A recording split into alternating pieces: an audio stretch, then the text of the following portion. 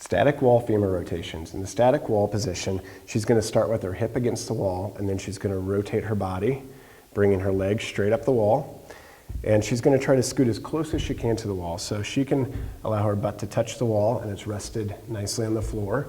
Her knees are locked out, and her feet are flexed back. Now, the most important thing is that these knees stay locked out.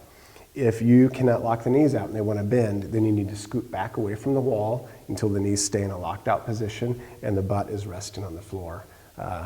So flex back, the arms are out at a 45-degree angle, palms up. So in this position, we're getting thoracic extension.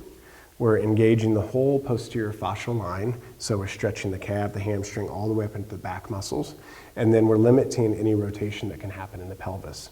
So she's going to bring her, for the femur rotations, her feet a little wider apart, about right there, keeping the feet flexed back. She's going to rotate her femurs in, medial rotation, and then external rotation as much as possible. Again, keeping the knees locked out. If you're trying to bend the knees, you're rotating too far. And she's going to repeat this as her therapist has prescribed. Coming back to the beginning position, she's going to spread her legs wider apart. Good.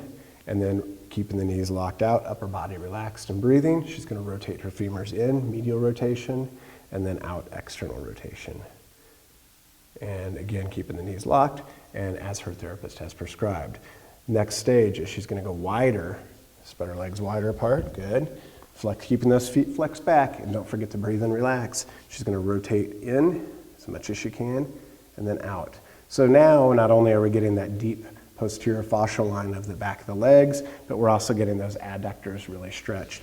In this position, while she's doing this, she's actually repositioning the ball socket joint of the hip. So it's really kind of nourishing and lubricating that hip joint, getting new blood flow in there, and still getting the thoracic extension and relaxed above. And she's going to repeat as her therapist has prescribed.